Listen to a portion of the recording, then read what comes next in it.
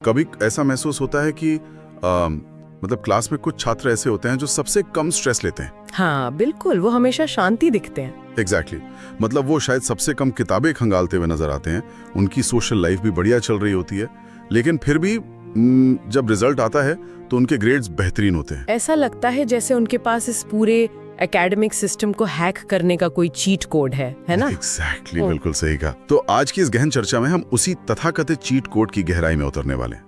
आज का हमारा जो विषय है वो स्टीफन आर कोवे की मशहूर किताब the 7 habits of highly effective people के विश्लेषण पर आधारित है। बहुत ही शानदार किताब है ये। हाँ, और आज हमारा मिशन ये समझना है कि कैसे ये जो 7 आदतें हैं वो एक विद्यार्थी के दैनिक जीवन और एकेडमिक रूटीन को पूरी तरह से कैसे बदल सकती हैं। ये चीट कोड वाली बात बहुत ही दिलचस्प लगी मुझे, क्योंकि अक्सर हम सफलता को ना सिर्फ बाहरी ट्रिक्स या टाइम मैनेजमेंट के कुछ हैक्स के रूप में देखते हैं। हाँ, मतलब कुछ स्वाद मिल गया है बस। वही तो। लेकिन इस स्टडी में सबसे पहली और गहरी बात जो सामने आती है वो है पर्सनालिटी एथिक और कैरेक्टर एथिक के बीच का अंतर। ये थोड़ा समझाना पड़ेगा। पर्सनालिटी एथिक मतलब क्या? देखिए, पर्सनालिटी एथिक का मतलब है सिर्फ दिखावा करना, जैसे इंटरव्यू में कैसे बैठना है या नोट्स कैसे रटने हैं या फिर बस लोगों को कैसे इम्प्रेस करना है। अच्छा, मतलब सिर्फ ऊपर का काम। हाँ एग्जैक्टली। लेकिन ये किताब इस पर्सनालिटी एथिक को पूरी तरह नकारती है। ये कैरेक्टर एथिक, यानी जो हमारा सच्चा चरित्र है, ईमानदारी है और जो बुनियादी सिद्धांत है, उन पर काम करने की बात करती है। तो मतलब ये कोई रातों रात सफलता दिलाने वाला मैजिक या शॉर्टकट नहीं है? बिल्कुल नहीं। ये अंदर से बाहर की ओर होने वाला एक बहुत ही भारी और गहरा बदलाव है। ये कैरेक्टर एथिक वाला कॉन्सेप्ट सच में एक मजबूत नींव की तरह लगता है, क्योंकि अक्सर हम देखते हैं कि एक विद्यार्थी की जिंदगी एक ऐसे फिल्म की तरह होती है जहां स्क्रिप्ट कोई और लिख रहा है। सही बात है। असाइनमेंट की डेडलाइन हो गई या प्रोफेसर का मूड हो गया। हाँ, और एग्जाम्स का भयंकर प्रेशर। मतलब ऐसा लगता है जैसे छात्र बस हालातों पर रिएक्ट कर रहा है। उस फिल्म का मेन हीरो वो खुद नहीं है बल्कि हालात हैं। बिल्कुल। तो अगर इस स्क्रिप्ट को बदलना है तो सबसे पहले तो ये समझना होगा कि कलम किसके हाथ में है, और यहीं से पहली आदत सामने आती है, बी प्रोएक्टिव। प्रोएक्टिव होना मतलब सिर्फ पहल करना नहीं है। इसका बहुत गहरा अर्थ है अपनी प्रतिक्रिया की, यानी अपने रिएक्शन की पूरी जिम्मेदारी लेना। इसे समझने के लिए ना रिसर्च में विक्टर फ्रैंकल की एक बेहद झकझोर देने वाली कहानी का जिक्र आता है। अच्छा, क्या कहानी है वो? तो फ्रैंकल एक साइकियाट्रिस्ट थे जिन्हें नाजी कंसंट्रेशन कैंप में बंदी बना लिया गया था। बाप रे। हाँ, और उन अमानवीय परिस्थितियों में ना उनसे सब कुछ छीन लिया गया। उनका परिवार, उनकी आजादी, उनका शरीर भी एक तरह से उनके कंट्रोल में नहीं था। मतलब एक इंसान से इससे ज्यादा और क्या ही छीना जा सकता है। वही ना। लेकिन उस भयानक यातना के बीच उन्होंने एक ऐसी चीज खोजी जिसे दुनिया का कोई नाजी गार्ड नहीं छीन सकता था। उन्होंने महसूस किया कि बाहरी घटना, जिसे हम स्टिमुलस कहते हैं, और हमारी प्रतिक्रिया यानी हमारा रिस्पॉन्स, इन दोनों के बीच एक खाली जगह होती है, एक गैप होता है। स्टिमुलस और रिस्पॉन्स के बीच का गैप? हाँ, और उस गैप में हमारी ये चुनने की आजादी होती है कि हम उस बाहरी घटना पर कैसे रिएक्ट करेंगे। ये कहानी तो मतलब वाकई रोंगटे खड़े कर देती है।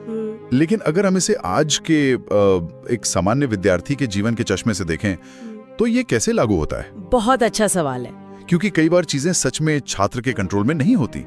जैसे मान लीजिए प्रोफेसर ने सिलेबस अचानक बदल दिया या फिर पेपर चेकिंग में कुछ अन्याय हो गया। होता है ऐसा। तो अगर छात्र इन बातों पर परेशान होता है तो क्या वो गलत कर रहा है? देखिए, परेशान होना बहुत स्वाभाविक है, लेकिन यहीं पर सर्कल ऑफ कंसर्न और सर्कल ऑफ इन्फ्लुएंस का जो फर्क है वो समझ आता है। ये क्या होता है? जो छात्र रिएक्टिव होते हैं ना, उनकी पूरी की पूरी एनर्जी सर्कल ऑफ कंसर्न पे खर्च होती है, यानी वो चीजें जो उनके कंट्रोल में बिल्कुल नहीं है, जैसे प्रोफेसर का व्यवहार या यूनिवर्सिटी के नियम। बिल्कुल। वो बस शिकायत करते हैं, खुद को पीड़ित महसूस करते हैं और धीरे धीरे उनकी सारी मेंटल एनर्जी खत्म हो जाती है। और प्रोएक्टिव छात्र क्या करते हैं? इसके विपरीत प्रोएक्टिव छात्र अपनी ऊर्जा सर्कल ऑफ इन्फ्लुएंस पर लगाते हैं।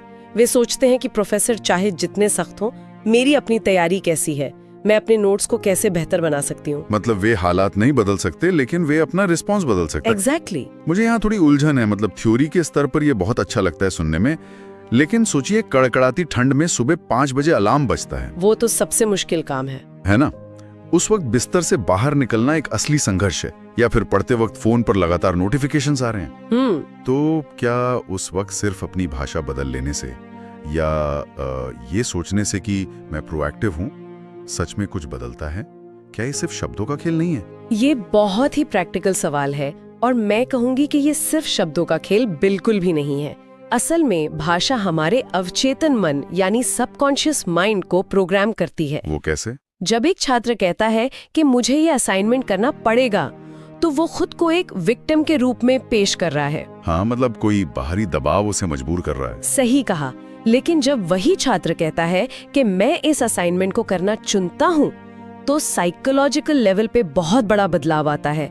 वो विक्टिम कार्ड छोड़कर खुद का क्रिएटर बन जाता है। मैं समझ रहा हूँ। सुबह 5 बजे उठना आसान नहीं हो जाता, लेकिन तब वो छात्र इसलिए नहीं उठता क्योंकि उसे एग्जाम्स का डर है, बल्कि इसलिए उठता है क्योंकि यह उसके कैरेक्टर एथिक का हिस्सा है। वो अपनी जिंदगी की स्क्रिप्ट खुद लिख रहा है। तो ये पूरी तरह से अपनी मानसिकता की पावर को वापस छीनने के बारे में है। बिल्कुल। अब मान लेते हैं कि एक छात्र ने ये समझ लिया कि कंट्रोल उसके हाथ में, मतलब पहली आदत सेट हो गई, उसने गाड़ी की स्टीयरिंग पकड़ ली है। लेकिन अगला सबसे बड़ा संकट तो ये है कि जाना कहाँ है। और ये चीज हमें दूसरी आदत की तरफ ले जाती है, begin with the and in mind, यानी अंत को पहले से देखना। दिशा तय करना सच में सबसे मुश्किल काम होता है। इसके लिए किताब में एक बहुत ही पावरफुल मेंटल एक्सरसाइज का सुझाव दिया गया है। क्या है वो एक्सरसाइज? कल्पना करने को कहा गया है कि आज से 3 या 4 साल बाद आपका कॉलेज से फेयरवेल है, या और भी गहराई में जाएं तो आपके अंतिम संस्कार का दिन है। ओहो, ये तो बहुत डार्क हो गया। डार्क है लेकिन जरूरी है। आप क्या चाहेंगे कि लोग आपके बारे में क्या कहें? क्या आप चाहेंगे कि लोग सिर्फ ये कहें कि उसने बहुत अच्छे ग्रेड्स हासिल किए थे? कोई नहीं चाहेगा कि सिर्फ ग्रेड्स याद रखे जाएं। एग्जैक्टली। या आप चाहेंगे कि लोग कहें कि वो एक बहुत ही सच्चा और मददगार इंसान था जिसने अपने ज्ञान का सही इस्तेमाल किया। ये विचार इंसान को उसकी असल प्राथमिकताओं से रूबरू कराता है। ये तो एक विद्यार्थी के लिए बहुत ही डरावना लेकिन सच में जरूरी विचार है, क्योंकि हम अक्सर देखते हैं कि छात्र रातों की नींद खराब करके भयंकर स्ट्रेस लेकर एक सीढ़ी चढ़ते हैं। हाँ, हर एक नंबर के लिए लड़ते हैं। बिल्कुल। लेकिन जब वो टॉप पर पहुंचते हैं, उनके हाथ में डिग्री होती है, तब उन्हें अचानक एहसास होता है कि यार वो सीढ़ी तो गलत दीवार पे टिकी थी। ये बहुत लोगों के साथ होता है। उन्हें तो ये करियर पसंद ही नहीं था। सिर्फ समाज के दबाव या उसी पर्सनालिटी एथिक के तहत अच्छा दिखने के लिए उन्होंने वो अंधी दौड़ लगाई। ये एक बहुत बड़ी त्रासदी है जिसका शिकार अनगिनत युवा होते हैं। इसीलिए ये सिद्धांत कहता है कि हर चीज 2 बार बनती है। पहली बार दिमाग में, जिसे मेंटल क्रिएशन कहते हैं, और दूसरी बार हकीकत में, यानी फिजिकल क्रिएशन। मूल्य क्या है और आपका अंतिम लक्ष्य क्या है? अच्छा, ये मिशन स्टेटमेंट उस कंपस की तरह काम करता है जो भारी तूफानों में भी भटकने नहीं देता। ये तो बिल्कुल एक आर्किटेक्ट की तरह सोचने जैसा है। बिना पक्के नक्शे के ईंटें रखना तो बेवकूफी है। बिल्कुल सही उदाहरण दिया आपने। लेकिन चलिए, नक्शा बन गया, विजन भी क्लियर है। अब असली समस्या आती है रोजमर्रा की जिंदगी में। वो तो है, क्योंकि विजन रखना आसान है, लेकिन उस विजन के हिसाब से हर रोज कंसिस्टेंटली काम करना बहुत मुश्किल है। ये गैप हमें तीसरी आदत पे लाता है, पुट फर्स्ट थिंग्स फर्स्ट। ये आदत सिर्फ टाइम मैनेजमेंट नहीं, बल्कि सेल्फ मैनेजमेंट के बारे में है। और यही मशहूर टाइम मैनेजमेंट मैट्रिक्स की भूमिका आती है। यह हमारे समय को 4 हिस्सों में यानी क्वाड्रेंट्स में बांटता है। ये मैट्रिक्स कैसे काम करता है, थोड़ा डिटेल में बताइए। तो पहला क्वाड्रेंट है अर्जेंट और इम्पोर्टेंट, जैसे कल का एग्जाम या कोई अचानक आई मेडिकल इमरजेंसी। मतलब जो तुरंत करना ही है। हाँ। फिर तीसरा क्वाड्रेंट है अर्जेंट लेकिन नॉट इम्पोर्टेंट, जैसे किसी का अचानक कमरे में आ जाना या बेवजह की मीटिंग्स जो दूसरों के लिए जरूरी है, आपके लिए नहीं। और चौथा क्वाड्रेंट है नॉट अर्जेंट और नॉट इम्पोर्टेंट, जैसे घंटों तक इंस्टाग्राम या रील स्क्रॉल करते रहना, जो ज्यादातर छात्र करते हैं। बिल्कुल। लेकिन जो सबसे महत्वपूर्ण है वो है क्वाड्रेंट 2, नॉट अर्जेंट लेकिन इम्पोर्टेंट। इसमें क्या आता है? इसमें आती है लॉन्ग टर्म प्लानिंग, रोज की पढ़ाई करना, व्यायाम करना और गहरे रिश्ते बनाना। लेकिन यहाँ एक बहुत बड़ी समस्या है।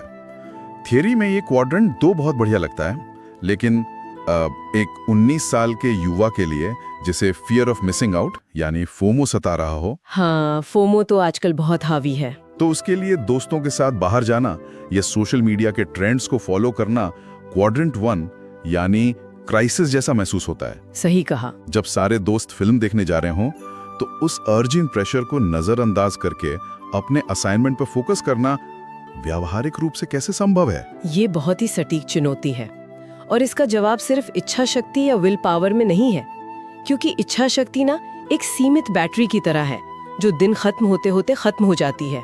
तो फिर उपाय क्या है? क्वाड्रेंट 3 के उस शोर शराबे को या उस सामाजिक दबाव को ना कहने का सिर्फ एक ही तरीका है कि आपके अंदर एक बहुत ही गहरी और जलती हुई हाँ होनी चाहिए। मतलब अगर दूसरी आदत का विजन बहुत मजबूत है तभी तीसरी आदत में ना कह पाएंगे। एग्जैक्टली। जब आपका पर्सनल मिशन स्टेटमेंट आपके लिए दुनिया में सबसे ज्यादा मायने रखता है ना, तो किसी फालतू के सोशल इवेंट को ना कहना आसान हो जाता है। बात तो सही है। क्वाड्रेंट 2 के काम खामोश होते हैं, वो आपके अटेंशन के लिए चीखते नहीं हैं, उन्हें आपको खुद चुनना पड़ता है। और यही कैरेक्टर एथिक का सबसे बड़ा इम्तिहान है, सही चीजों को चुनना तब भी जब वो अनकंफर्टेबल हो। ये सच में एक बहुत बड़ा शिफ्ट है। तो यहाँ तक हमने जो देखा, जिम्मेदारी लेना, विजन बनाना और रोजमर्रा के प्रलोभनों को ना कहना, ये सब खुद को मैनेज करने के बारे में था। हाँ, इसे प्राइवेट विक्ट्री या खुद पर जीत कहा जाता है। लेकिन कोई भी छात्र एक वैक्यूम में तो नहीं रहता।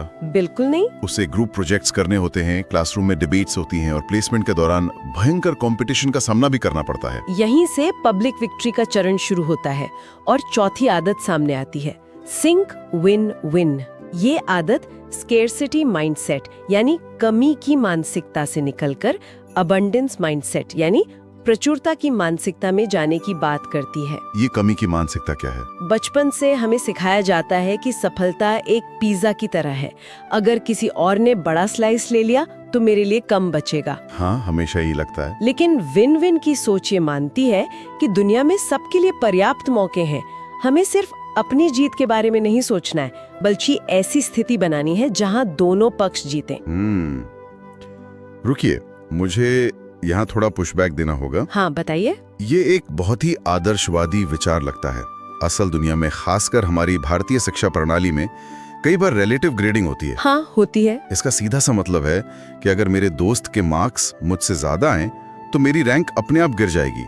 ये तो एक जीरो सम गेम है ना। ऐसे माहौल में अगर मैं अपने सबसे अच्छे नोट्स अपने प्रतिस्पर्धी के साथ शेयर करता हूँ तो मैं तो अपना ही नुकसान कर रहा हूँ। यहाँ विन विन कैसे काम कर सकता है? ये एक बहुत ही गहरी और वाजिब शंका है।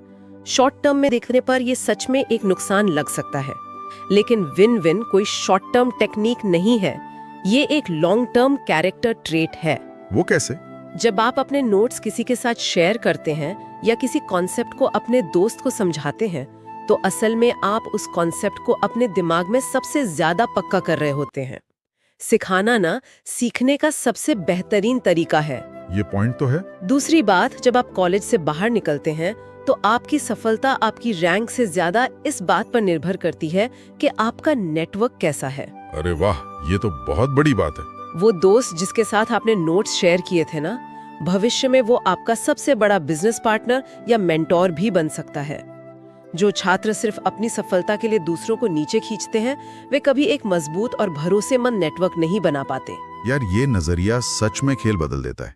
यानी विन विन शहीद होने के बारे में नहीं है, बल्कि ये एक लंबी रेस का विजन है जहां आपसी सहयोग से हर किसी का फायदा होता है। बिल्कुल सही। लेकिन इस सहयोग को बनाने के लिए संवाद बहुत जरूरी है। अक्सर हम देखते हैं कि ग्रुप प्रोजेक्ट्स में लोग सिर्फ अपनी बात मनवाने पे तुले रहते हैं। हाँ, और यहीं पर पांचवी आदत आती है, seek first to understand then to be understood, यानी पहले समझो फिर समझाओ। ये शायद इन 7 आदतों में सबसे ज्यादा मुश्किल है। हम आम तौर पर सुनने के लिए नहीं सुनते, हम सिर्फ जवाब देने के लिए सुनते हैं। सही बात है। इसे ऑटोबायोग्राफिकल लिसनिंग कहा जाता है। हम सामने वाले की बात में अपनी कहानी ढूंढने लगते हैं और बीच में ही टोन देते हैं। लेकिन इसके उलट एम्पैथिक लिसनिंग का मतलब है दुनिया को सामने वाले की नजरों से देखना, सहानुभूति के साथ सुनना। हाँ, ये समझना कि वो ऐसा क्यों सोच रहा है। इस बात को गहराई से समझने के लिए ना, एक डॉक्टर की एनालॉजी बहुत सटीक बैठती है। वो कैसे? कल्पना कीजिए कि मैं एक डॉक्टर के पास जाता हूँ और कहता हूँ कि डॉक्टर साहब, मेरे पेट में बहुत दर्द है, और डॉक्टर बिना कोई जांच किए, बिना मेरी बात पूरी सुने, सीधे ड्रॉअर से एक दवा निकाल कर कहता है कि ये लो, ये दवा मेरे लिए बहुत काम की थी, इसे खा लो। कोई भी ऐसी दवा नहीं खाएगा। बिल्कुल। क्या मैं उस दवा पर भरोसा करूंगा? बिल्कुल नहीं। तो फिर जब हम किसी ग्रुप प्रोजेक्ट में या दोस्तों के बीच होते हैं तो बिना सामने वाला का नजरिया समझे हम अपने विचार क्यों थोपने लगते हैं? बिना सही डायग्नोसिस के प्रिस्क्रिप्शन देना बेवकूफ़ी है। बहुत ही बेहतरीन उदाहरण दिया आपने। और जब हम किसी को पूरे ध्यान और ईमानदारी से सुनते हैं ना, तो हम उन्हें साइकोलॉजिकल एयर यानी मनोवैज्ञानिक ऑक्सीजन देते हैं। Psychological air? हाँ, जब कोई इंसान ये महसूस करता है कि उसे सच में समझा जा रहा है, तो उसके सारे बचाव तंत्र और ईगो नीचे आ जाते हैं। मतलब वो डिफेंसिव होना बंद कर देता है। एग्जैक्टली। फिर वो आपकी बात सुनने के लिए भी पूरी तरह तैयार हो जाता है। विन विन स्थिति तक पहुंचने का यही एकमात्र रास्ता है। तो जब हमारे पास विन विन का माइंडसेट हो और हम दूसरों को गहराई से समझ पाते हो, तब जाकर एक ऐसा जादू होता है जिसे छठी आदत कहा गया है, सिनर्जाइज। सिनर्जी का सरल सा गणित है कि 1 और 1 मिलकर 2 नहीं बल्कि 10 या 11 बन जाते हैं। ये तो मैजिक है। इसका मतलब है कि एक समूह की सामूहिक ताकत उन व्यक्तियों की अलग अलग ताकत के जोड़ से कहीं ज्यादा होती है। ये तब होता है जब हम लोगों के बीच के मतभेदों से डरने या चिढ़ने के बजाय उनका जश्न मनाते हैं। अगर एक स्टडी ग्रुप का उदाहरण लें तो हर छात्र का दिमाग अलग तरह से काम करता है। एक छात्र कॉन्सेप्ट्स को बहुत जल्दी समझ लेता है, दूसरा डेटा को अच्छे से एनालाइज कर सकता है और तीसरा प्रेजेंटेशन बनाने में माहिर है। बिल्कुल। अगर ये तीनों अपनी अपनी बात पर अड़े रहेंगे तो बहस होगी, लेकिन अगर ये सिनर्जी का इस्तेमाल करें तो जो प्रोजेक्ट ये मिलकर बनाएंगे वो कोई भी अकेला छात्र कभी नहीं बना सकता। एकदम सही कहा आपने, लेकिन यहाँ एक बहुत बड़ा पेच है। वो क्या? ये सब सुनना बहुत प्रेरणादायक लगता है। प्रोएक्टिव रहना, विजन बनाना, टाइम मैनेज करना, दूसरों को समझना। लेकिन इस स्तर की मेंटल और इमोशनल एनर्जी को लगातार बनाए रखना किसी भी इंसान को थका सकता है। हाँ, मतलब एक रोबोट तो है नहीं इंसान। वही, एक छात्र कुछ हफ्तों तक ये सब कर सकता है, लेकिन फिर बर्नआउट का शिकार हो सकता है। और ये हमें 7वीं और अंतिम आदत पर लाता है, जो शायद इन सभी आदतों को जिंदा रखने का मेन इंजन है, शार्पन द सॉ, यानी आरी को तेज करना। इसके पीछे ना एक लकड़हारे की बहुत ही दिलचस्प कहानी है। हाँ, वो कहानी तो बहुत फेमस है कि एक लकड़हारा जंगल में पूरी ताकत से एक पेड़ काट रहा है। वो पसीने से लथपथ है, बुरी तरह थक चुका है, लेकिन पेड़ है कि कटने का नाम नहीं ले रहा। फिर क्या होता है? वहाँ से गुजरने वाला एक व्यक्ति उससे कहता है कि भाई, तुम्हारी आरी की धार कुंद हो गई है, तुम कुछ देर रुककर इसे तेज क्यों नहीं कर लेते? और लकड़हारे का जवाब क्या था? वो झल्लाकर कहता है कि मेरे पास आरी तेज करने का समय नहीं है, मुझे तो पेड़ काटना है। ये कहानी आज के एकेडमिक कल्चर का सबसे कड़वा सच है। बिल्कुल। ये 7वीं आदत सेल्फ रिन्यूअल या खुद को रिचार्ज करने के बारे में है। इसके 4 प्रमुख आयाम हैं। कौन कौन से? पहला है फिजिकल, यानी शरीर का ध्यान रखना, जिसमें सही नींद, व्यायाम और पोषण आता है। दूसरा मेंटल, जिसमें लगातार कुछ नया सीखना या किताबें पढ़ना शामिल है। तीसरा है सोशल या इमोशनल, जहां आप परिवार और दोस्तों के साथ क्वालिटी टाइम बिताते हैं। और चौथा स्पिरिचुअल, जिसमें मेडिटेशन करना या अपने मूल्यों से जुड़े रहना आता है। ये लकड़हारे वाली बात सीधे उन छात्रों पर चोट करती है जो ऑल नाइटर खींचते हैं, मतलब एग्जाम से ठीक पहले पूरी रात जाग कर रट्टा मारना और इसे एक मेडल की तरह पहनना कि यार मैं तो सिर्फ 2 घंटे सोया। हाँ, ये तो आजकल का कल्चर बन गया है। असल में ये उस बिना धार वाली आरी से पेड़ काटने जैसा है। आपका दिमाग एक ब्लंट टूल बन चुका है, फोकस खत्म हो गया है, लेकिन आप बस अंधाधुंध पेड़ काटे जा रहे हैं। अच्छी नींद लेना, बीच में ब्रेक लेना या दोस्तों के साथ हंसना बोलना समय की बर्बादी नहीं है।